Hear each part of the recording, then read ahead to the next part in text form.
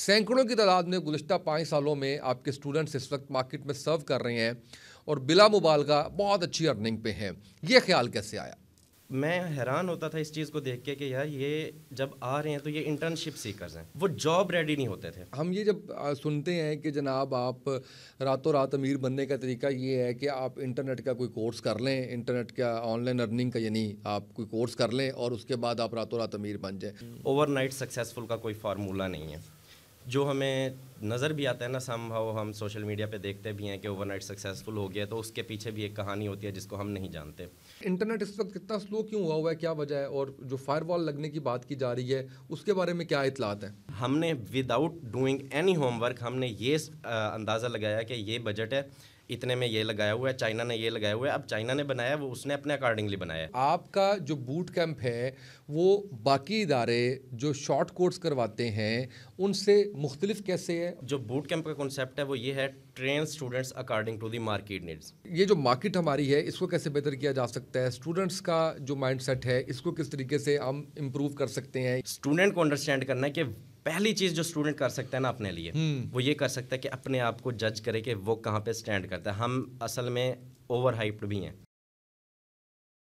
बिस्मिल्लाहिर्रहमानिर्रहीम, अस्सलामु अलैकुम। मैं उसामा तैयब, आप देख रहे हैं उसामा तैयब पॉडकास्ट और मेरे साथ मौजूद हैं मोहम्मद ज़ुहैब इकबाल जो कि सीईओ हैं वेब डेवर्स के। यंग, एनर्जेटिक और बड़ी डायनामिक पर्सनालिटी इनकी, और बड़ी यंग एज के अंदर इन्होंने बड़ी तरक्की की माशाल्लाह। अभी 23 साल की हैं, तो अगर मैं ये कहूँ कि youngest CEO of IT company तो ये शायद गलत नहीं होगा। और मज़े की बात यह है कि इन्होंने जब स्टार्टअप का आगाज़ किया तो उस वक्त इनकी उम्र 19 साल थी। उस उम्र में मुझे लगता है कि लोग अभी हाशियों खेड़ियों में बच्चे होते हैं, जिस उम्र में इन्होंने ये सोचा, और माशाल्लाह आज इनके एम्प्लॉयज़ के थ्रू जो है वो डिफरेंट इनके प्रोडक्ट्स में बहुत से लोग इस्तेफ़ादा हासिल कर रहे हैं। अच्छा, ये सॉफ्टवेयर हाउस की बात थी, इसके साथ साथ जो वेब डेवर्स इनकी जिसके अंडर ये शॉर्ट कोर्सेज़ करवा रहे हैं, ट्रेनिंग के लॉन्ग कोर्सेज़ करवा रहे हैं। शॉर्ट तो नहीं मैं कहूँगा क्योंकि शॉर्ट पे भी हमारी बहस होगी काफ़ी ज़्यादा। जिस चीज़ ने मुझे मुतासिर किया, जिसके लिए मैं काफ़ी देर से इनको चाह रहा था कि ये मेरे पॉडकास्ट में आए, वो लॉन्ग कोर्सेज़ हैं। और हम जो ये कहते हैं कि रातों रात आप इंटरनेट की दुनिया में लाखों कमाएं, करोड़ों कमाएं, फ़लाँ ने 1 माह का कोर्स किया और ये हो गया 15 दिन में, इस तरह से, तो इसके बड़ा एक डिफरेंट सा मुझे ओपिनियन मिला। ऐसा क्यों था? इनकी सक्सेस स्टोरी क्या है? कहाँ कहाँ हर्डल्स आई, क्या मेहनत की, विजन क्या है, और हम गलत कहाँ पे, हम गलती कहाँ पे कर रहे हैं, ये सारी चीज़ें हम इनसे जाएंगे। ज़ुहैब साहब, मैं बड़ा मशकूर हूँ आपका कि आप तशरीफ़ लाए पॉडकास्ट में, और मेरी ऑडियंस भी आज इस चीज़ से मुस्तफ़ीज़ होगी जो भी आप उनको जो है वो गाइडलाइंस देंगे, क्योंकि इस वक्त जो इकॉनमी की सूरत हाल है उसमें हम सब चाहते हैं कि हम हमारी अर्निंग बेहतर हो, और बेहतर होने के साथ साथ एक हमारे पास मज़ीद ऑप्शंस आ जाएं अर्निंग के। तो ऑनलाइन अर्निंग इस वक्त एक बड़ा हॉट टॉपिक है, और इसके ऊपर मैं ये समझता हूँ कि जहाँ पे अच्छा काम करने वाले हैं वहाँ पर लोगों को, आवाम को बेवकूफ़ बनाने वाले लोग भी हम में मौजूद हैं। उस पर भी मैं आपसे जानना चाहूँगा कि हमें कैसे बचना है और किन चीज़ों की तरफ नहीं जाना। तो सबसे पहले सॉफ्टवेयर हाउस का कैसे ख्याल आया? फिर ये एक ऐसा इदारा बनाना जिसके अंदर सैकड़ों की तादाद में गुज़िश्ता 5 सालों में आपके स्टूडेंट्स इस वक्त मार्केट में सर्व कर रहे हैं और बिला मुबालगा बहुत अच्छी अर्निंग पे हैं, ये ख्याल कैसे आया? First of all thank you so much for having me. तो when I was young enough, एक कंपनी में सॉफ्टवेयर हाउस में काम कर रहा था आफ्टर इंटरमीडिएट। इसको ज़रा हम समझते हैं एक स्टूडेंट के पर्सपेक्टिव से। जैसे कि एक नॉर्मल स्टूडेंट होता है, मैं भी एक स्टूडेंट था, नॉर्मल स्टूडेंट्स की तरह। एक स्टडी लाइफ थी। स्टडी लाइफ क्या थी? मैट्रिक की, इंटर की, अब उसके बाद माइंड में था कि यूनिवर्सिटी में जाना है। बट माई बिग ब्रदर मेरे बड़े भाई ऑलरेडी फील्ड में काम कर रहे थे, तो उन्होंने मुझे गाइडलाइन किया कि आपको थोड़ा सा प्रैक्टिकली अपने आप को इम्प्रूव करना है और इस फील्ड को समझना है। तो उनके साथ मैं अटैच हुआ। उनके साथ अटैच होने के बाद इन शॉर्ट सॉफ्टवेयर हाउस में भी चला गया और काम भी करने लगी। Each and everything was working fine, और साथ साथ यूनिवर्सिटी भी चल रही थी। ओके। तो उसके साथ मैंने रियलाइज़ ये किया, जब मैं एक सॉफ्टवेयर कंपनी में काम कर रहा था तो डिफरेंट स्टूडेंट्स आते थे जिन्होंने ग्रेजुएशंस कंप्लीट की होती थी। मैं हैरान होता था इस चीज़ को देख के कि यार ये जब आ रहे हैं तो ये इंटर्नशिप सीकर्स हैं, वो जॉब रेडी नहीं होते थे। तो उस चीज़ को थोड़ा सा जब मैंने स्टडी किया और थोड़ा सी रिसर्च की तो समझ लगी कि हमारा स्टूडेंट जब भी मार्केट में आता है तो वो जॉब रेडी नहीं होता, वो इंटर्नशिप सीकर्स होते हैं। अब उसको जब अंडरस्टैंड किया कि स्टूडेंट किन किन फेज़ों से गुजरता है, तो स्टूडेंट की लाइफ सिंपल ये थी कि मैट्रिक की, इंटर की, यूनिवर्सिटी में गया, उसके बाद इंटर्नशिप सीकर्स में आ गए, या फिर आप कॉल सेंटर्स में चले गए, डिफरेंट फील्ड्स ट्राई करने लग गए। क्यों? क्योंकि अपनी फील्ड में हमें सक्सेस नहीं मिल रही है, एक्सपीरियंस नहीं है, लैक ऑफ कम्युनिकेशन स्किल्स हैं, और बहुत सारे एक स्टूडेंट फेज़ की स्टूडेंट लाइफ के जो फेजेस हैं उससे वो गुजरता है, और वो जब उसमें इंक्लूड होता है। बट उसके साथ मैंने ये रियलाइज़ किया कि मैं इस वक्त यंग इनफ हूँ, एक कंपनी में जॉब कर रहा हूँ, ईच एंड एवरीथिंग मेरे पास है, तो क्यों ना एक ऐसा प्लेटफॉर्म क्रिएट किया जाए जिसके थ्रू स्टूडेंट्स को गाइडलाइन प्रोवाइड की जाए, क्योंकि मेरी सक्सेस के पीछे सिर्फ और सिर्फ गाइडलाइन थी। और मैं ये समझता हूँ राइट टाइम पे, राइट डायरेक्शन में, राइट फोर्स इंसान को सक्सेसफुल बनाती है। तो सबसे इम्पोर्टेंट जो पार्ट था वो ये था कि गाइडलाइन। अब गाइडलाइन देने का प्रोसेस क्या था, जब मैंने ऑब्जर्व किया तो हमने देखा कि गाइडलाइन के लिए जो प्रैक्टिकल फील्ड है सबसे इम्पोर्टेंट, वो हमें समझनी है, और फिर स्टूडेंट को बताना है कि आपको अपने आप को इम्प्रूव कैसे करना है, और आप किस तरह से अपने आप को एक फेज़ से दूसरे फेज़, और दूसरे फेज़ से तीसरे फेज़ से लेकर मार्केट में अपने आप को सक्सेस की तरफ कैसे लेके जा सकते हो। सही। तो उसके लिए मैं वेब डेवलप्स का concept as a boot camp लेके आया, जिसके ऊपर मैं पिछले 5 साल से काम कर रहा हूँ, और अल्हम्दुलिल्लाह उसमें अल्लाह ताला ने फिर सक्सेस भी दी। बिल्कुल सही है। अच्छा, मुझे ये बताएं कि हम ये जब सुनते हैं कि जनाब आप रातों रात अमीर बनने का तरीका ये है कि आप इंटरनेट का कोई कोर्स कर लें, इंटरनेट का ऑनलाइन अर्निंग का, यानी आप कोई कोर्स कर लें और उसके बाद आप रातों रात अमीर बन जाएं, और उसमें जिसमें सबसे ज़्यादा लोग हमने देखा कि उस तरफ जा भी रहे थे, जा भी रहे हैं, अब आगे कुछ कह रहे हैं कि यार ये ठीक नहीं है, वो है अमेज़ॉन। हर कोई ये चाहता है कि जी वहाँ से हम जो है वो बहुत से पैसे कमा लें, क्योंकि बहुत से लोगों ने इससे बहुत से पैसे कमाए हैं। और इसमें बड़ा ये भी कहा जाता है कि 1 महीने में सीखिए, 15 दिन में सीखिए, 1 हफ्ते में सीखिए। बहुत से मैंने एड्स भी देखे हैं इस तरह के। आप इनके खिलाफ क्यों हैं इतना ज़्यादा, और आप क्या समझते हैं कि ये 15 दिन 1 महीने में कुछ नहीं सिखाया जाता? देखें, सक्सेस जो है ना, कामयाबी जिसे हम कहते हैं, वो शॉर्ट वे में अचीव नहीं हो सकती। ओवरनाइट सक्सेसफुल का कोई फार्मूला नहीं है। जो हमें नज़र भी आता है ना, समहाउ हम सोशल मीडिया पे देखते भी हैं कि ओवरनाइट सक्सेसफुल हो गया, तो उसके पीछे भी एक कहानी होती है जिसको हम नहीं जानते। तो हम सिर्फ अज्यूम कर रहे होते हैं कि ये पर्सन ओवरनाइट सक्सेसफुल हो गया तो हम भी हो गए। और दूसरा ये है कि जो ये शॉर्ट कोर्सेज़ का कॉन्सेप्ट है ना, एक्चुअली हमारे पाकिस्तान में एक बहुत बड़ा फ्लॉ है ये, कि हम हमेशा अपना फ़ायदा पहले देखते हैं, बाद में दूसरों का फ़ायदा देखते हैं। अब जब आईटी का कॉन्सेप्ट पाकिस्तान में पिछले कोविड से पहले, कोविड के बाद तो ज़्यादा ही इंक्रीज़ हो गया, बट जब ये आना शुरू हुआ तो उसमें लोगों ने क्या किया, एक्चुअली ये शॉर्ट कोर्सेज या समथिंग लाइक दैट नहीं है। Actually this is a concept of boot camp. Boot camp का कॉन्सेप्ट हमें मिलता है सिलिकॉन वैली से, जो कि हब है पूरा आईटी का। और डिफरेंट कंट्रीज़ में, अभी भी आप देखें, इवन इंडिया में देखें, डिफरेंट कंट्रीज़ में there are lot of boot camps. जैसे हमारे यहाँ कोने कोने पे स्कूल हैं, वहाँ पे बूट कैंप्स हैं। सही। एंड बूट कैंप का एक ही पर्पज़ है, train student according to the market needs, nothing else. अब बूट कैंप का जब पर्पज़ है कि स्टूडेंट को मार्केट की नीड्स के मुताबिक हमें ट्रेन करना है, तो हमने क्या किया, उसको शॉर्ट वर्जन में कन्वर्ट किया। शॉर्ट वर्जन में क्या किया हमने, 1 मंथ का, 2 मंथ का, 3 महीने का कोर्स निकाल दिया। हम 3 मंथ्स में फुल स्टैक डेवलपमेंट करवा देंगे, 2 महीनों में वीडियो एडिटिंग करवा देंगे, ग्राफिक डिज़ाइनिंग करवा देंगे। मैं इसके ज़्यादा अगेंस्ट नहीं हूँ, ये फिर भी कुछ ना कुछ नॉलेज बट डिलीवर कर रहे हैं। बट एक्चुअली में ये जो क्लेम करते हैं ना कि आप ये करने के बाद कामयाब हो जाओगे, जो लोग फील्ड को अच्छे से समझते हैं, फील्ड की डेप्थ को अंडरस्टैंड करते हैं अच्छे से, जो लोग ये समझते हैं कि एक स्किल को अडॉप्ट करके, उसको यूज़ करके उससे क्रिएटिविटी निकालना, it takes time. Without delivering anything within 1 month 2 month कोई भी कामयाबी हमें नहीं मिलती। इसी तरह अमेज़ोन है, तो हमने वो कहते हैं ना कि यू कैन से ट्रक की बत्ती के पीछे लगा दिया हमने। वो क्या है कि अमेज़ोन, हम अब पाकिस्तान में देखें ये कॉन्सेप्ट बना दिया गया कि अमेज़ोन है, अमेज़ोन के पीछे लगा दिया, फिर शॉपिफाई है, शॉपिफाई के पीछे लगा दिया।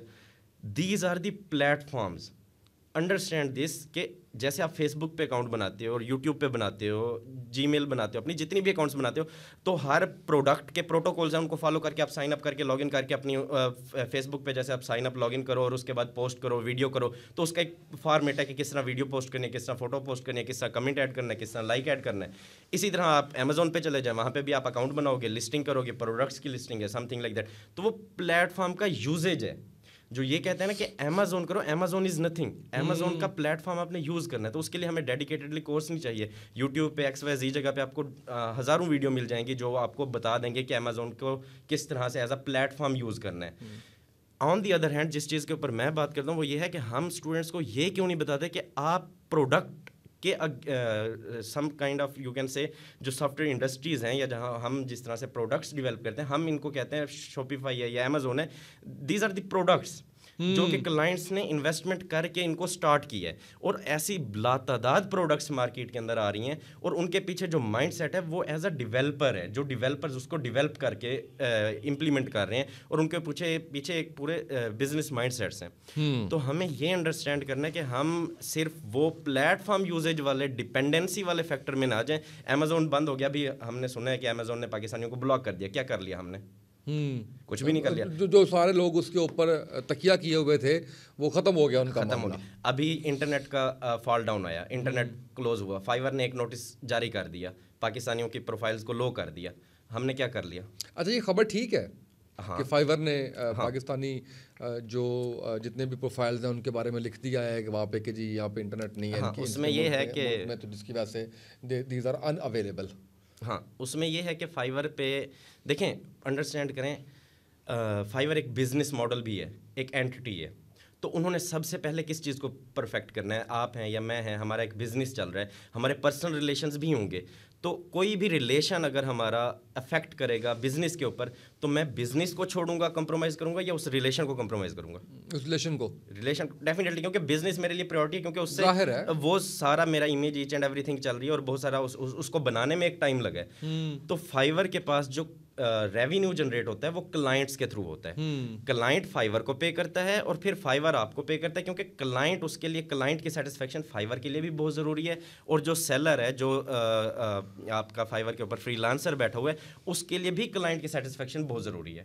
तो जब हम डिलीवरी टाइम पे नहीं करेंगे, इंटरनेट की वजह से कोई भी रीज़न आएगी, तो उसकी वजह से क्लाइंट डिसहार्ट होगा, क्लाइंट अनसेटिस्फाइड होगा, तो क्लाइंट फाइवर को छोड़ के किसी और प्लेटफॉर्म पे जाएगा। तो फाइवर कभी भी नहीं चाहेगा कि उसका जो यूज़र है, जो परमानेंट यूज़र है, वो किसी और प्लेटफॉर्म पे चला जाए। तो उन्होंने क्या किया, एक नोटिस दे दिया कि ये जो कम्युनिटी के लोग हैं, कि इसका रीज़न ये थी कि एट अ टाइम क्या हुआ, बमबारी हो गई। किस तरह से कि जैसे इंटरनेट डाउन हुआ, कोई जर्मनी से आ रहा है, कोई यूके से आ रहा है, कोई तुर्की से आ रहा है, वीपीएन के थ्रू।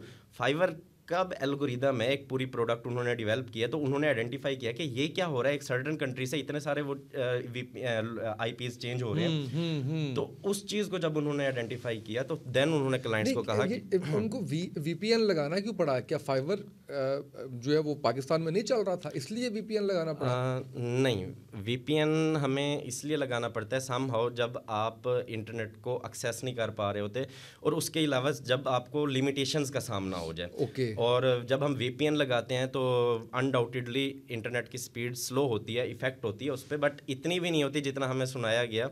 वो अगर 100 MB है तो 90 पे आ जाएगी, 85 पे आ जाएगी, बट वीपीएन से ये नहीं है कि एक ही दम स्लो डाउन हो जाए और ओवरऑल इंटरनेट भी स्लो डाउन हो जाए। तो ये कॉन्सेप्ट भी हमारा बिल्कुल गलत है। बिल्कुल सही है। अच्छा, मुझे आपसे एक बात और पूछनी है, मुझे ये बताइएगा कि आप बता सकते हैं कि इंटरनेट इस वक्त कितना स्लो क्यों हुआ है, क्या वजह है, और जो फायरवॉल लगने की बात की जा रही है उसके बारे में क्या इत्तलात है? देखें, हम पहले अंडरस्टैंड करते हैं कि हमें नो डाउट फायरवॉल की ज़रूरत है, पाकिस्तान में चीज़ों को कंट्रोल करने की ज़रूरत है, बट ओवरऑल जब तक हम बेसिक्स नहीं अंडरस्टैंड करेंगे अपनी, जब तक हम बेसिक्स स्ट्रॉन्ग नहीं करेंगे, तो हम उसके ऊपर एक इमारत खड़ी नहीं कर सकते। जितनी अच्छी आपकी बेस बनी होगी, उतनी ही ऊपर आप इमारत खड़ी करेंगे। ऐसे ही। और बेस का मतलब ये है कि आपका होमवर्क। हमने विदाउट डूइंग एनी होमवर्क हमने ये अंदाज़ा लगाया कि ये बजट है, इतने में ये लगाया हुआ है, चाइना ने ये लगाया हुआ है। अब चाइना ने बनाया, वो उसने अपने अकॉर्डिंगली बनाया है, हमारे विजन के मुताबिक नहीं बनाया। हमारी रिक्वायरमेंट्स डिफरेंट है चाइना से, हमारी सोसाइटी का एंगल डिफरेंट है। मैंने नहीं देखा कि अगर मैं ये फायरवॉल इंप्लीमेंट करूँगा तो उसके बाद किस किस बिज़नेस को कितना नुकसान हो सकता है, क्या क्या चीज़ें इफेक्ट हो सकती हैं। तो ये पूरा एक बेसिक प्रोसेस होता है जिसको हमें फॉलो करना है, उसके बाद हम कोई स्टेप लेते हैं। और उसके लिए आपको विजनरी, ऐसे बहुत से लोग पाकिस्तान में अवेलेबल हैं जो इसमें अपनी सर्विसेज प्रोवाइड कर सकते हैं, जो इसमें अपना माइंड ला के अपनी इनपुट दे सकते हैं, जिससे क्या हो सकता है कि ये प्रोसेस आसान हो सकता है, जिससे ये डिस्ट्रक्शन, ये इस तरह की इंटरनेशनल लेवल पे जो हमें सुबकत का सामना होता है। बिल्कुल। लेकिन ये बताइए कि ये है इसी वजह से कि फायरवॉल जो है वो लगाने की वजह से इंटरनेट के मसाइल हमें सामना करना पड़ रहा है? According to the media and something जो हम देख रहे हैं, तो क्योंकि आप एक्सपर्ट भी हैं, आप समझते हैं इस चीज़ को कि इसका इम्पैक्ट आ सकता है। डेफिनेटली, क्योंकि मिसमैनेजमेंट है ना। और सबसे बड़ी, जिन्होंने प्रोग्राम ही नहीं किया वो यहाँ पे नहीं बैठे हुए। जो प्रोग्रामर्स हैं, एक प्रोडक्ट डेवलप हो रही है ओवरनाइट उसकी टीम चेंज हो जाएगी, तो उसको समझने में, उसको अंडरस्टैंड करने में और उसका यूजेज को समझने में, और यूजेज में during the implementation a lot of things are going on, तो उसमें कोई भी चीज़ इशू क्रिएट करती है तो उसको हैंडल करने के लिए भी एक्सपर्ट लोगों का होना ज़रूरी है, जो कि वही कर सकते हैं जो ऑलरेडी उसके पीछे, ऑलरेडी उनका माइंडसेट पिछले 5-10 साल से उसी फील्ड के साथ मुंसलिक हैं। ये नहीं कि हमने वहाँ से जाके सीखा, अंडरस्टैंड किया कि किस तरह से इसको इम्प्लीमेंट करना है, किस तरह से इसको यूज़ करना है, तो फिर हम लिमिटेशंस में उसको यूज़ करेंगे ना, और फिर हम उसी चीज़ का ख्याल रखेंगे कि ये चीज़ यहाँ पे लगानी है, ये चीज़ यहाँ पे लगानी है, तो हमें इस चीज़ का ख्याल रखना है। इसी वजह से पाकिस्तान, देखें अब हम एक सॉफ्टवेयर कंपनी भी रन कर रहे हैं, एक बूट कैंप भी मैं रन कर रहा हूँ, तो हमें अपनी, और जितनी भी कंपनीज़ हैं, जितनी सॉफ्टवेयर कंपनीज़ हैं, आप मज़े की आपको बात बताता हूँ जो लोगों को नहीं आइडिया होगा, जितनी भी आईटी कंपनीज़ हैं ना पाकिस्तान में, उनकी अगर आप वेबसाइट पे जाएंगे तो at the end of the जो उनका कॉन्टैक्ट अस वाला फॉर्म है, एवरीवन इज़ शोइंग कि उनका एक ऑफिस या तो दुबई में एग्जिस्टेड है, या यूके में एग्जिस्टेड है, या यूएसए में, XYZ कंट्री में। उसके पीछे रीज़न है। वो रीज़न क्या है? जैसे ही हम क्लाइंट के साथ कम्युनिकेट करते हैं, ऑलरेडी पाकिस्तान का इमेज डाउन है, जैसे ही हम क्लाइंट के साथ कम्युनिकेट करते हैं और क्लाइंट बड़ा आ जाता है, लेट्स सपोज $100,000 है या $1 मिलियन का क्लाइंट है, तो जब हमने उसको कम्युनिकेट करना है तो वो ये समझता है कि मैं यहाँ पे कुछ कर नहीं सकता, मैं अगर पाकिस्तानी कंपनी को हायर करूँगा, उसके साथ कॉन्ट्रैक्ट करूँगा, तो यहाँ पे रूल ऑफ लॉ ही नहीं है, तो वो उसको फॉलो अप कैसे करेगा? अगर कॉन्ट्रैक्ट का ब्रीच होता है तो यहाँ पे क्लाइंट अप्रोच करके किस तरह से उसको मैनेज कर सकते हैं? यानी बड़ा क्लाइंट हमारे पास आता ही नहीं है। आता है, बट उसका रेवेन्यू हमारा, हाँ मिच्योर भी होता है। अच्छा, रेवेन्यू उसका हम जनरेट करते हैं कहाँ पे? यूएई में ऑफिस में। कॉन्ट्रैक्ट कहाँ पे होता है? वहाँ पे होता है। हम जो उनसे पेमेंट के सारे प्रोसेसेस हैं वो हमारे सारे कहाँ पे हैं? आउट ऑफ द कंट्री हैं। वहाँ से फिर हम इधर ट्रांसफर करते हैं ईच एंड एवरीथिंग। ये प्रोटोकॉल्स होते हैं जिनको हम फॉलो करते हैं। रीज़न क्या है? उसके पीछे भी रीज़न यही है कि हमने स्टूडेंट्स को क्या किया हुआ है कि हमारा स्टूडेंट भी प्रॉपर गाइडलाइन नहीं होती, वो आधे अधूरे नॉलेज के साथ फ्रीलांसिंग की दुनिया में आ जाता है। अब लेट्स सपोज उसको फ्रंट एंड आता है, आधा अधूरा बेसिक्स आता है, तो वो बैकएंड का प्रोजेक्ट भी उठा लेगा कि मैं अपने किसी दोस्त से बनवा लूँगा। अब जो गोरे होते हैं उनका माइंड सेट होता है टाइम के ऊपर। हम ये नहीं है, हमने कहा 10 मिनट, हमारे 10 मिनट हमें पता है कि यार 30 मिनट है, उनके 10 मिनट का मतलब है 10 मिनट, उनके डिलीवरी टाइम का मतलब है, लेवल ऑफ कमिटमेंट बहुत ज़्यादा है उनका। कमिटमेंट। अब जब हम डिलीवरी टाइम पे नहीं करते, हमने प्रोजेक्ट उठाया, अब जब प्रोजेक्ट मैं उठा रहा हूँ एज अ सिंगल पर्सन, तो ये जितने भी स्टूडेंट्स फ्रीलांसिंग भी कर रहे हैं इस चीज़ को अंडरस्टैंड करें। जब आप प्रोजेक्ट उठा रहे हैं, एज अ सिंगल पर्सन उठा रहे हैं, तो आप अपने आप को रिप्रेजेंट नहीं कर रहे, आप हम सब को रिप्रेजेंट कर रहे हैं एज अ पाकिस्तानी, क्योंकि आप आईटी इंडस्ट्री को। डेफिनेटली आप ये माइंड में रखें कि आपकी वो छोटी सी गलती किसी का बहुत बड़ा नुकसान कर सकती है, बहुत बड़ा प्रोजेक्ट उससे मिस हो सकता है, सिर्फ इस वजह से। उसके पीछे रीज़न क्या है? जब आप मिस कम्युनिकेशन करेंगे, लैक ऑफ स्किल सेट होगा, लैक ऑफ कम्युनिकेशन होगा, आप टाइम पे डिलीवरी नहीं करेंगे कंप्लीट, आप इस फेज़ में कि मेरा स्किल सेट ये है और मैं बड़ा प्रोजेक्ट उठाने के चक्कर में ले लूँगा कि मैं अपने दोस्तों से करवा लूँगा, और फिर वो दोस्त आपसे नहीं करेगा तो आप भी फ्रस्ट्रेट होंगे, वो दोस्त भी फ्रस्ट्रेट होगा, क्लाइंट अलग से फ्रस्ट्रेट होगा, इमेज किसका डाउन होगा? पाकिस्तान का डाउन होगा। तो इस वजह से ट्रस्ट इश्यूज़ भी बहुत ज़्यादा हैं क्लाइंट्स के अंदर। तो इसीलिए हमें अपनी एक प्रेजेंस जो है वो out of the country show करनी पड़ती है एज IT कंपनी, कि वहाँ पे हम एग्जिस्ट करते हैं, जहाँ पे रूल ऑफ लॉ है, जहाँ पे वो क्लाइंट फॉलो अप ले सकते हैं, जहाँ पे वो according to the law investigation कर सकता है अगर आप कोई भी एक चीज़ इधर उधर करते हो। अच्छा, दो सवाल आपसे जो कि इंटरडिपेंडेबल हैं। एक तो मुझे ये बताइए कि इंटरनेट क्या ये जो स्लो है ये कब तक देख रहे हैं कि इसमें कुछ बेहतरी आने की उम्मीद है? नंबर 1। नंबर 2, मैं आपसे जानना ये चाह रहा हूँ कि आपने भी जितने मसाइल का जिक्र किया है जिसका सामना IT इंडस्ट्री को है, क्या वे आउट है और कोई वे आउट नज़र आ भी रहा है आपको, या इसी तरीके से चलता रहेगा जैसे चल रहा है? देखें अंडरस्टैंड हमें वही करना है, एक ही चीज़ है, हमें जब तक रूल्स को फॉलो नहीं करेंगे, अपने अंदर बेसिक और अपने काम के साथ सिंसियरिटी, ऑनेस्टी नहीं लेके आएंगे, और जो काबिल लोग हैं, जो चीज़ों को अच्छे से समझते हैं, जो स्किल्ड पर्सन्स हैं, उनको हम उनके मुताबिक यूटिलाइज़ नहीं करेंगे, तो हम कभी भी रिज़ल्ट अचीव नहीं कर सकते, किसी भी सोल्यूशन की तरफ नहीं जा सकते। तो हम इसी जो सिचुएशन हमारी क्रिएट होती है, कभी बैलेंस्ड है, कभी मिसबैलेंस्ड है, तो हम इसका शिकार हमेशा रहने वाले हैं। जब तक कि जो person according to the needs, जैसे वो कहते हैं ना कि जिसका काम उसी को सांझे, तो जो अपने काम का एक्सपर्ट है जिस फील्ड के अंदर, हर जगह पे उस सीट पे अगर वो नहीं बैठा हुआ, तो फिर प्रॉब्लमेटिक सिचुएशंस हमारे लिए हैं। बिल्कुल ठीक है। अच्छा, अब मुझे ये बताइए कि आपका जो बूट कैंप है वो बाकी इदारे जो शॉर्ट कोर्स करवाते हैं उनसे मुख्तलिफ कैसे है, और कौन कौन से कोर्सेज आप ऑफर कर रहे हैं उसमें? इसमें देखें सबसे पहले ये है, जैसे मैंने आपको बताया था शुरू में, कि बूट कैंप का कॉन्सेप्ट हमें मिला सिलिकॉन वैली से। और जो बूट कैंप का कॉन्सेप्ट है वो ये है, train students according to the market needs. तो इस पे जाने से पहले मैं आपको थोड़ा सा स्टूडेंट लाइफ के बारे में हम थोड़ा सा पहले स्टडी करेंगे, अंडरस्टैंड करेंगे कि स्टूडेंट की लाइफ कैसे गुजरती है। और मेरा स्टूडेंट की लाइफ में, जैसे आपने अभी पूछा नहीं है बट मैं एक्सप्लेन कर देता हूँ कि डिग्री और ये चीज़ें सारी इसी में इंक्लूड हो जाती हैं। ठीक है।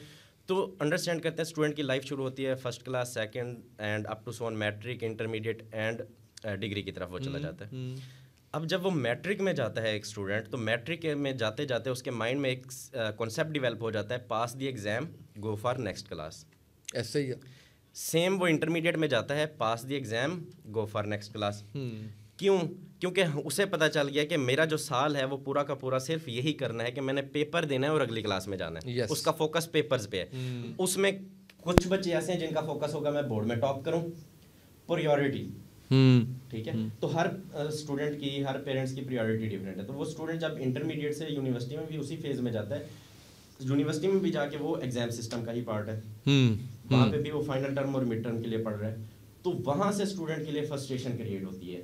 हमने जो बूट कैंप का कॉन्सेप्ट इंट्रोड्यूस किया है और जो ऑलरेडी शॉर्ट कोर्सेज का है, उसमें क्या डिफरेंस है, सिंपल सी अंडरस्टैंडिंग की बात है। शॉर्टर वर्जन में 2-3 मंथ में वीकेंड क्लासेस के साथ आप किसी भी पर्सन को कामयाबी की श्योरिटी नहीं दे सकते। ठीक है। पॉसिबिलिटी ही नहीं है। ठीक है। Specially in IT field. IT field की बेसिक्स को अंडरस्टैंड करके उनकी इंप्लीमेंटेशन को अंडरस्टैंड करना सबसे ज़्यादा ज़रूरी होता है।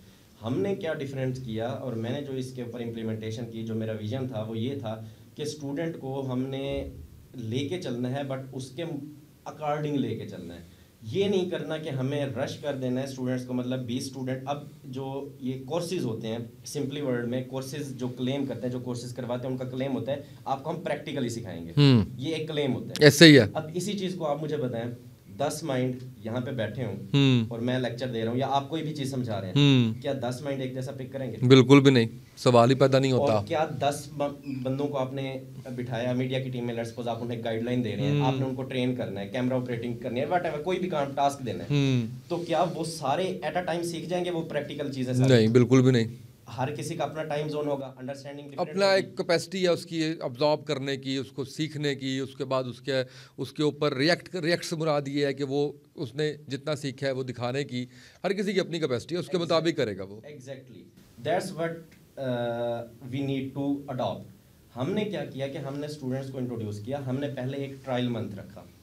उसके अंदर हम स्टूडेंट को कहते हैं कि आप फ्री ऑफ कॉस्ट हमारा ट्रायल मंथ ज्वाइन करें, 1 माह का। 1 माह का। और उसमें भी क्लासेस वही होती हैं, 3 दिन हफ्ते के 5 डेज। 2 दिन 3 दिन में कुछ अचीव। जब 2 दिन क्लासेस हो रही हैं, जो वीकडेज में क्लासेस करवाने, लेट्स सपोज 3 महीने का भी कोर्स है, टोटल क्लासेस कितनी हुई? 8 3 24। ठीक है। 24 क्लासेस में, और 2 दिन जब बच्चा आपके पास आ रहा है, बाकी 5 दिन वो क्या कर रहा है किसको क्या पता? ठीक है। जब तक आप क्लेम कर रहे हैं प्रैक्टिकल ट्रेनिंग की, तो इसका मतलब ये है कि आप ये क्लेम करें या ना करें कि आपको जॉब देंगे या नहीं देंगे, बट एटलीस्ट वो क्लेम तो देना कि आप कोई भी कोर्स करवा रहे हैं तो उसके वो जो आप सिखा रहे हैं उसके ऊपर ग्रिप हो। एटलीस्ट जो क्लेम है कि प्रैक्टिकल नॉलेज दे रहे हैं वो तो कम से कम हो। वो तो हो।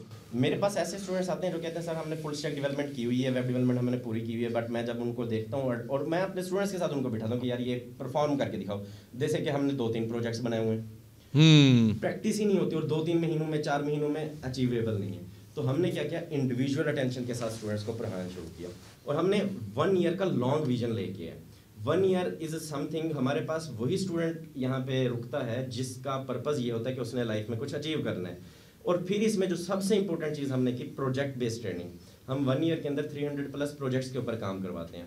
अच्छा। उसमें क्या होता है कि ये 1 वे कम्युनिकेशन के ऊपर डिपेंडेंट नहीं है। जो डिफरेंट बूट कैंप्स हैं या डिफरेंट क्लेमेबल शॉर्ट कोर्सेज करवाते हैं, उनका ये है आज ये लेक्चर लिया, कल ये लेक्चर लिया, परसों ये लेक्चर लिया, बच्चे को आ रहा है या नहीं आ रहा डजंट मैटर। हमारा ये है कि आज हमने काम करवाया, 2 वे कम्युनिकेशन है, स्टूडेंट वो काम परफॉर्म करेगा, हम अगला करवाएंगे। मतलब एक दिन भी हम विदाउट एनी वर्क डूइंग या हम फ्री ऑफ कॉस्ट नहीं बैठ सकते। उसके पीछे रीजन ये है कि स्टूडेंट की भी इनपुट हमें चाहिए होती है। तो वो 2 वे कम्युनिकेशन जब तक पूरा नहीं बैठता, हम इन द बिगिनिंग स्टूडेंट को कह देते हैं कि ये 2 वे कम्युनिकेशन है। और ड्यूरिंग द ट्रायल मंथ हमने वो, लेट्स सपोज हमारे पास 50 बच्चे हैं, तो हम आफ्टर ट्रायल मंथ 10 को ही रख रहे होते हैं। रीज़न ये है कि हमें वो डेडिकेटेड स्टूडेंट्स चाहिए होते हैं। अगर हमारे पास 70 स्टूडेंट्स हैं या 100 स्टूडेंट्स हैं, तो हमें उन 100 के 100 को कामयाब करवाना है। और पिछले 5 साल में हमारी ये सक्सेस रेशो रही है 100% कि हमने उन सबको मार्केट में इन की है। अगर कोई स्टूडेंट मार्केट में नहीं होता तो उसके पीछे रीज़न यही होती है कि वो या तो छुट्टियां करता है या वो लैक ऑफ नॉलेज होता है, लैक ऑफ इंटरेस्ट होता है, और वो ड्यूरिंग आवर बूट कैंप वो हमारे पास पूरा साल भी नहीं टिकता। जो स्टूडेंट हमारे साथ पूरा साल चलता है वो उसको पता होता है कि उसने यहाँ पे इनरोलमेंट किया और अपना फ्यूचर सिक्योर करना है, और इसके बाद उसको इंटर्नशिप की ज़रूरत नहीं होती, वो जॉब रेडी होता है डायरेक्ट, बिल्कुल सही, वो डायरेक्ट जॉब के लिए जाता है। अच्छा, अब ये बताइएगा कि वो जो लॉन्ग कोर्स आप करवा रहे हैं, एक तो मैंने आपसे जानना ये है कि इंडिविजुअली किस तरह से आप बच्चों को, कैसे पॉसिबल है कि अगर आपके पास 30 का बैच है या 40 या 50 का बैच है, व्हाट्सएवर, नंबर 1। नंबर 2 ये है कि कोर्सेज कौन कौन से करवा रहे हैं आप? जैसे डिजिटल मीडिया मार्केटिंग एक, मुझे जितना मुझे पता है उसमें, ठीक है, उसमें ऐप डेवलपमेंट है या उसमें वेब डेवलपमेंट है या उसके अंदर गेम्स के ऊपर है, ये ज़रा बताइएगा कि क्या क्या करवा रहे हैं उसमें। अच्छा, उसमें ये है, पहले अंडरस्टैंड करते हैं कि हम इंडिविजुअल अटेंशन कैसे देते हैं। हाँ। जब बच्चे आते हैं हमारे पास ट्रायल मंथ के लिए तो हमें किसी का माइंड सेट नहीं पता। हमारे पास डिफरेंट कैटेगरीज के स्टूडेंट हैं, मैट्रिक के भी हैं, इंटर के भी हैं, एंड वन मोर थिंग, हमारे पास जो सक्सेस रेशियो है 70 to 80% इंटरमीडिएट के स्टूडेंट्स की है। ग्रेजुएट स्टूडेंट जब डिग्री से पास आउट होता है उसका इंटरेस्ट स्टडी के अंदर नील हो चुका होता है, तो बहुत मुश्किल से ही वो अपने आप को दोबारा स्टडी की तरफ लेके आता है और मेहनत की तरफ लेके आता है। सेकेंडली ये है कि जब वो डिफरेंट कैटेगरीज के स्टूडेंट हैं, इवन हमारे पास मैट्रिक का स्टूडेंट बैठा है और एक मास्टर का स्टूडेंट भी बैठा होता है हमारे पास, दोनों के अंदर ज़ीरो डिफरेंस होता है। मास वह कि जो ग्रेजुएट है उसके पास सिर्फ मेच्योरिटी लेवल अलग होगा, बट जो हमारा नॉर्मल स्टूडेंट है उसको प्रैक्टिकली वो जितना प्रैक्टिस करेगा वो एक दूसरे से आगे जा सकते हैं। अब हम पहले इंडिविजुअली अटेंशन के लिए क्या करते हैं, हम 20 स्टूडेंट्स एट अ टाइम एक क्लास के अंदर अराउंड सिट करते हैं और बिठाते हैं, और उसके अंदर हम 4 से 5 इंस्ट्रक्टर्स को खड़ा करते हैं जो कि उनको इंडिविजुअली देख रहे होते हैं कि किस तरह से हमने लेके चलना है। और हमारे 3 स्लॉट्स होते हैं, मतलब मॉर्निंग है, आफ्टरनून है और इवनिंग है, 4 आवर्स के हमारे 3 सेशंस होते हैं। तो उसमें हम फिर स्टूडेंट्स को इन्वॉल्व करके इंडिविजुअली अंडरस्टैंड कर रहे होते हैं कि कौन सा स्टूडेंट किस तरह से परफॉर्म कर रहा है, क्योंकि हमने ये भी देखना है कि अगर मैं 2 बच्चे हैं, लेट्स सपोज एक फास्ट लर्नर है एक स्लो लर्नर है, दोनों को मैं एक साथ लेके चलूँगा, दोनों को एक ही लेक्चर दूंगा।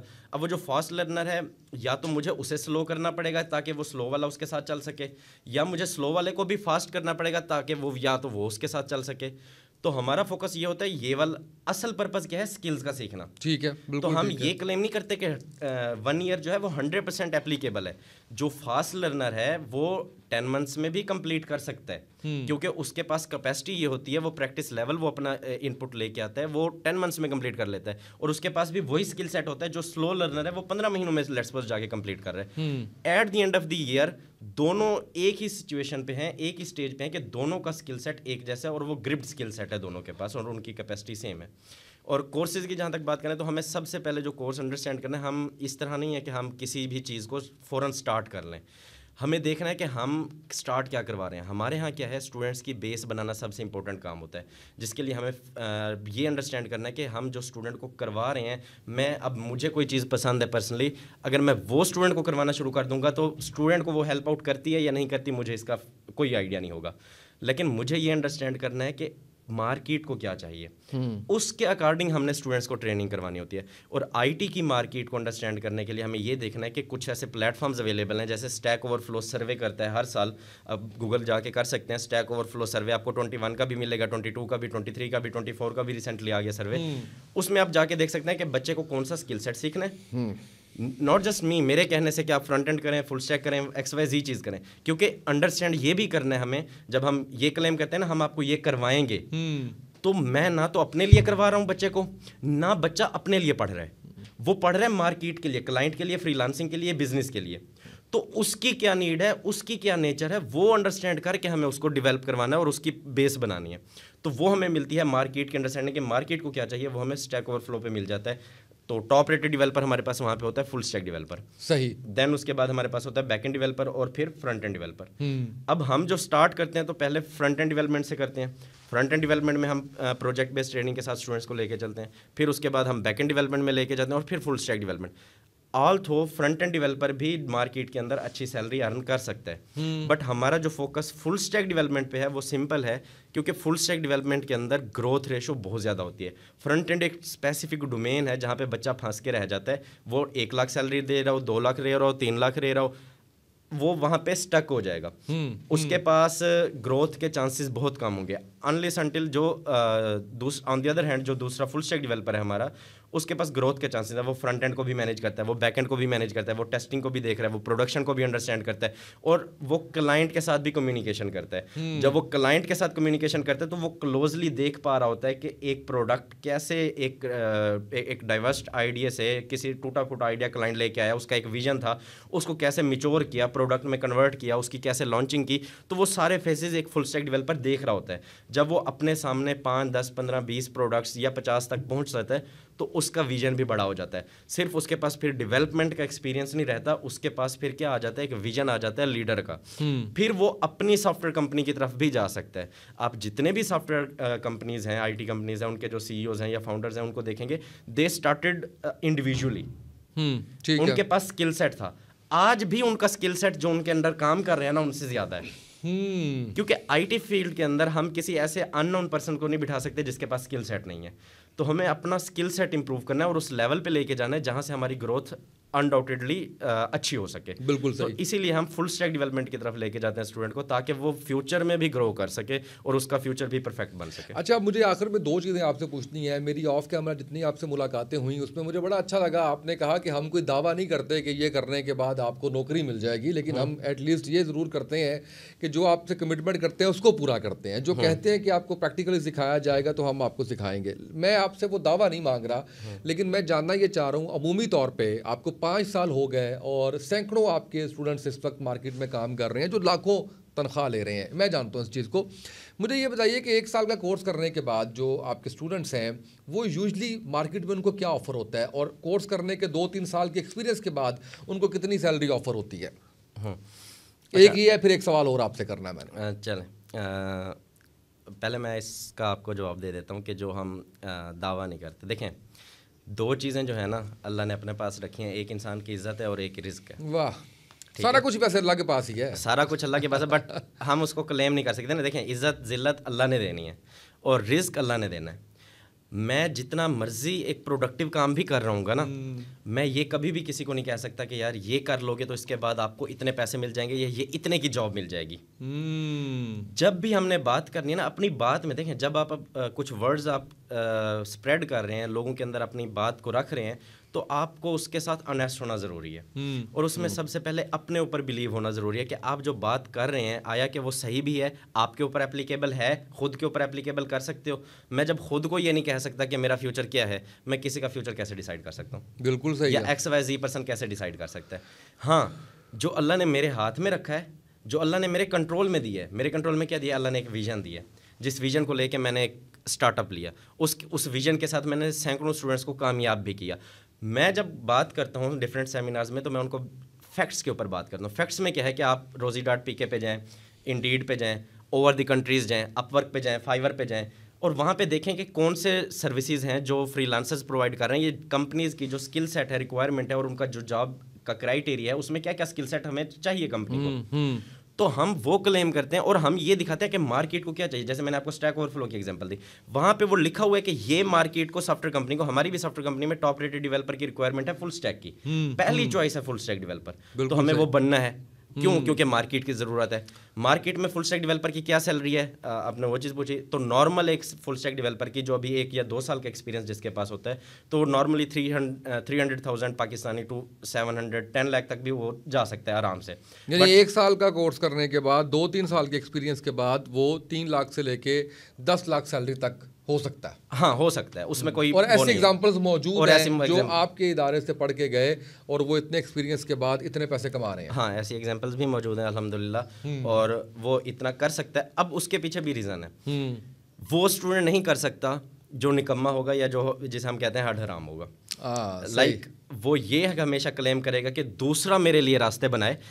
ये एक जर्नी है, जिस जर्नी में आपने सीख लिया, आपका स्किल सेट इंप्रूव हो गया, आपको ईच एंड एवरीथिंग मिल गई, आपको रास्ता पता चल गया, आपको इस पे चलना कैसे है वो आपको आ गया।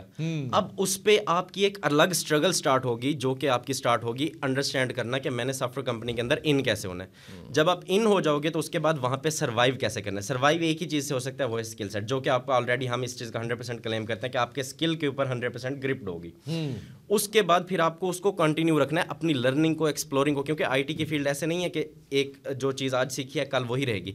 हर प्रोग्रामिंग लैंग्वेज के वर्जन्स अपग्रेड होते हैं, तो हमें अपने आप को अप टू डेट रखना होता है। वो पर्सन जो इसको, हम ये सारी चीज़ें बता देते हैं ड्यूरिंग द जर्नी कि किस किस तरह से आप अपडेट रख सकते हो, किस तरह से आप डॉक्यूमेंटेशन से सीख सकते हो। क्योंकि हमारा ये है, एक तो ट्यूटोरियल यूट्यूब से सीखने का ज़्यादा होता है, प्रोग्रामिंग यूट्यूब से हम सीख ही नहीं सकते। उसके पीछे रीज़न ये है 40 मिनट की वीडियो डेली बेसिस पे एक स्टूडेंट नहीं देख सकता। जो स्टूडेंट अगर प्रोग्रामिंग को सीखना चाहता है तो वो डॉक्यूमेंटेशन से बहुत अच्छे से सीख सकता है, और जो स्टूडेंट डॉक्यूमेंटेशन को रीड करना जानता है तो उसकी कामयाबी के चांसेस बहुत ज़्यादा होते हैं। अच्छा, मैं आपसे जानना ये चाह रहा था, मुझे इतना अच्छा आप जो है वो गुफ्तगू कर रहे हैं, मैं इसको क्लोज करने के साथ साथ फिर चाहता हूँ कि कुछ ना कुछ आपसे और जो है वो ये बताएं कि हम ये जो मार्केट हमारी है इसको कैसे बेहतर किया जा सकता है, स्टूडेंट्स का जो माइंडसेट है इसको किस तरीके से हम इम्प्रूव कर सकते हैं, या इनको कैसे इस तरफ लेके आ सकते हैं कि स्किल सीखें और सीखने के बाद फिर देखें कि आपके जो मसाइल हैं वो हल होते हैं या नहीं होते। अच्छा, इसमें ना देखें, हमने स्टूडेंट को बना दिया पहली चीज़ शॉर्ट माइंडेड। हमने स्टूडेंट को बना दिया कि ओवरनाइट सक्सेसफुल हो जाए, और उसका सबसे बड़ा इम्पैक्ट है सोशल मीडिया। सोशल मीडिया के ऊपर ऐसे लोग नज़र आते हैं जो अपनी चीज़ें दिखाते हैं और कहते हैं हम कामयाब हैं, आप भी हो जाएं। हर पर्सन की एक डिफरेंट जर्नी है, हर पर्सन की एक डिफरेंट लाइफस्टाइल है, हर पर्सन की डिफरेंट प्रॉब्लम्स हैं, हर पर्सन का जो इश्यूज़ हैं वो डिफरेंट चल रहे हैं, उसकी फैमिली प्रॉब्लम्स डिफरेंट चल रही हैं। तो हम किसी को भी क्लेम नहीं कर सकते कि वो ये चीज़ करे और ऐसे हो जाए। स्टूडेंट को अंडरस्टैंड करना है कि पहली चीज़ जो स्टूडेंट कर सकता है ना अपने लिए, वो ये कर सकता है कि अपने आप को जज करे कि वो कहाँ पे स्टैंड करता है। हम असल में ओवर हाइप्ड भी हैं, अपने आप को हम कभी जज ही नहीं करते। ऑन पेपर हम देखते नहीं कि मैं कहाँ पे स्टैंड करता हूँ। मैं हमेशा खुद को बड़ा मनवाने की कोशिश करता हूँ कि मुझे तो सब आता है। जो कहता है मुझे सब आता है तो उसे कुछ भी नहीं आता। मैं भी अभी यही, मैं नहीं कह सकता कि मुझे सब आता है। मेरे से भी बहुत अच्छे अच्छे लोग इंडस्ट्री में अवेलेबल हैं जिनके पास एक्स्ट्राऑर्डिनरी नॉलेज है, जो कि मैं कोशिश करता हूँ कि उनसे जितना ऑब्जर्व कर सकूँ करता हूँ। बिल्कुल सही। तो उसमें क्या है, अपने आप को जज करें। आप जब ये देखेंगे कि मैं आज यहाँ पे स्टैंड करता हूँ, ये मेरा स्टैंडिंग पॉइंट है, फिर एक चीज़ को माइंड में रखें, जब भी आपने कोई फील्ड चूज़ करनी है, मैटर ये नहीं करता आप मैं अगर आईटी की बात करूं तो ज़रूरी नहीं है आपके लिए भी आईटी सक्सेसफुल हो जाए, डजेंट मैटर। जो कामयाब इंसान होता है ना, वो उसका एक विजन होता है और वो मैच्योरिटी के साथ होता है, और उसके लिए सबसे इंपॉर्टेंट चीज़ होती है डिसीजन मेकिंग सेंस। हमें सबसे पहले डिसीजन मेकर बनना है। जब तक हम डिसीजन मेकर नहीं बनेंगे, एज अ स्टूडेंट रिस्पॉन्सिबिलिटी खुद नहीं उठाएंगे, तो तब तक हम कामयाबी की तरफ नहीं जा सकते। उसकी मैं आपको एग्जांपल इस तरह देता हूँ, जब हम एक बच्चा स्कूल, कॉलेज या यूनिवर्सिटी से अनसक्सेसफुल हो गया और वो XYZ ऊबर डिलीवरी ये वो काम कर रहा है, उसके बाद वो ब्लेम किसको कर रहा है? यूनिवर्सिटी को, बिल्कुल ऐसा ही है, सिस्टम को, बिल्कुल ऐसा ही है। क्या उसने कभी खुद को ब्लेम किया? क्या हमारा स्टूडेंट, सिंपल सी चीज़ है, एक स्टूडेंट को आईफोन परचेज करना है, आप एंड्रॉइड यूज़र हैं, लेट्स सपोज आपको आईफोन परचेज करना है, तो अप्रोच क्या हो गया? और सेकंड हैंड लेना है, आपने कभी आईफोन यूज़ नहीं किया, तो अप्रोच क्या हो गया? हफीज सेंटर से या किसी भी मार्केट से जाके खुद ले आओगे, या एक आईफोन यूज़र अपना दोस्त साथ लेके जाएंगे? साथ लेके जाऊंगा। क्यों?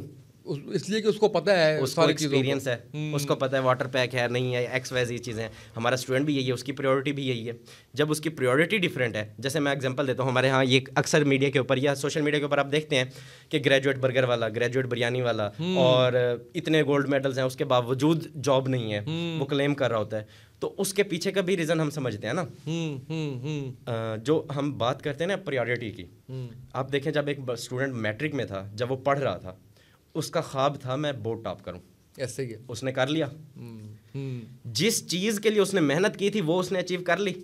ऐसे ही है, हो गई ना अचीवमेंट? हो गई। उसके बाद इंटर में गया, उसने वो भी अचीव कर लिया। इंटर पास होना था, जिसका जो भी था। यूनिवर्सिटी में भी जब हम जाते हैं तो हम सिर्फ एक ही चीज़ लेके जाते हैं, डिग्री लेने।